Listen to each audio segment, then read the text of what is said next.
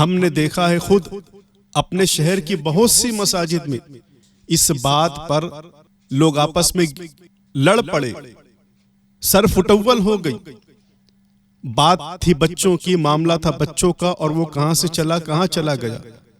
وجہ معلوم کی تو پتا چلا کہ مسجد میں جو بچے نماز ادا کرنے کے لیے آتے ہیں ان کے ساتھ یہ شخص زیادتی کرتا ہے، انہیں مارتا ہے، مسجد سے نکالتا ہے، مسجد سے بھگاتا ہے، دوڑاتا ہے دور تک بچوں کو، سزائیں دیتا ہے۔ پوچھا گیا کیوں بھائی، کیوں ایسا کرتے ہو؟ تو کہا کہ یہ بچے نماز میں شور کرتے ہیں، مستی کرتے ہیں، آواز بلند کرتے ہیں۔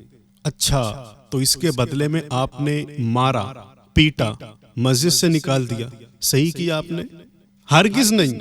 اصلاح کرنے کا ایک انداز ہوتا ہے، بچوں کو سمجھانے کا ایک طریقہ ہوتا ہے، اور جہاں بچے ہوتے ہیں وہاں کچھ شور تو ہوگا، تھوڑی بہت شرارت تو ہوگی۔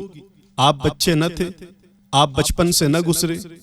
بہت سے ایسے ہوں گے کہ جن کے بچپن کی بات کی جائے اور لوگوں میں عام ہو جائے تو شاید ان کو شرمندہ ہونا پڑے۔ کس نے حق دیا ہے تمہیں کہ مسجد سے بچوں کو بھگا دیں، انہیں مارے پیٹے؟ یاد رکھیں، جن بچوں کو آپ آج مسجد سے بھگا رہے ہو، دور کر رہے ہو سکتا ہے کل انہی میں کوئی قوم کا مقتدی پیدا ہو سکتا ہے کل انہی میں سے کوئی مسجد کی خدمت کرنے والا بنے، ہو سکتا ہے انہی میں سے کوئی مصلی پر جا کر اللہ اکبر کہے اور پیچھے صف میں لگ کر آپ کو کہنا پڑے پیچھے اس امام کے۔ بچوں کو دور نہ کرے، بچوں کو اس طرح سے مسجد سے اور صفوں سے نہ نکالے، نہ بھگائیں۔ یہ قوم کی امانت ہے، قوم کا مستقبل ہے۔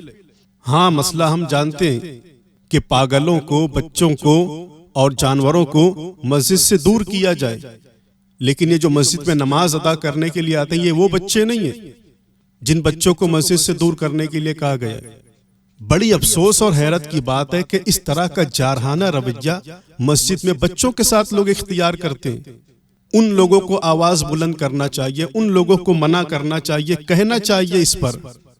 جو لوگ آج فلسطین اور غزہ کے بچوں کے حالات کو دیکھ کر روتے ہیں، آنسو بہاتے ہیں، افسوس کرتے ہیں، لیکن ہماری مسجدوں میں جو بچوں پر ظلم ہو رہا ہے اس پر آپ کب کہو گے؟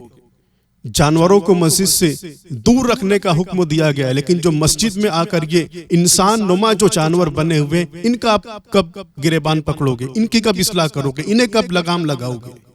ہوتا یہی ہے کہ بچوں کو یہ لوگ مسجد سے دور کرتے ہیں، جھڑکتے ہیں، مارتے ہیں، پیٹتے ہیں، اور پھر وہی بچے جب جوان ہوتے ہیں تو پھر خطیب انہیں مسجد کی طرف بلاتا ہے، پھر وہ نہیں آتے۔ اصلاح کرنے والا اصلاح کر کے، نماز کی دعوت دے کر، نماز کے پابند بننے کی تاکید کر کے مسجد کی طرف لانا چاہتا ہے، پھر وہ نہیں آتے۔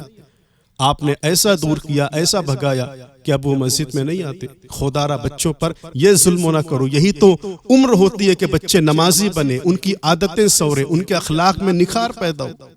آپ کو یہ حق کس نے دیا کہ اس طرح کا رویہ اختیار کر کے آپ مسجد سے بچوں کو بھگائے؟ افسوس ہے ان لوگوں پر کہ نماز ادا کرتے ہیں، نماز میں ہوتے ہیں، لیکن ان کی توجہ بچوں کے شور پر ہوتی ہے، ان کی شرارتوں پر ہوتی ہے۔ آپ کی تو خود توجہ قرآن سننے پر نہیں ہوتی، نماز میں تو آپ کا دل خود حاضر نہیں ہوتا۔ اگر آپ کی نماز میں توجہ ہوتی، خشوع و خضوع کے ساتھ آپ نماز پڑھتے، تو آپ کو پتہ ہی نہیں ہونا چاہیے تھا کہ کون سا بچہ کیا کہتا ہے، کیا مستی کرتا ہے، کیا شرارت کرتا ہے۔ آپ کی توجہ اور آپ کا دل تو خود حاضر نہیں ہوتا نماز میں۔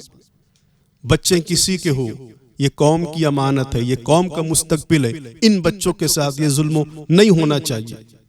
بچوں کو لائے مسجد میں، قریب کریں۔ اگر بچے شور کرتے ہیں، شرارت کرتے ہیں، ان کی اچھے انداز میں اصلاح کی جائے، انہیں بتایا جائے کہ یہ مسجد ہے، اللہ کا گھر ہے، یہاں پر ایسا نہیں کرنا چاہیے۔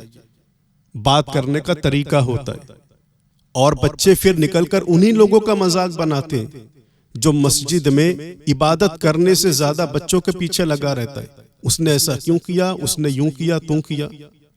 تو اللہ نے آپ کو عزت دی ہے، آپ اپنی عزت سنبھالیں، بچوں کے درمیان اس طرح سے اپنی عزت کو نیلام نہ کریں۔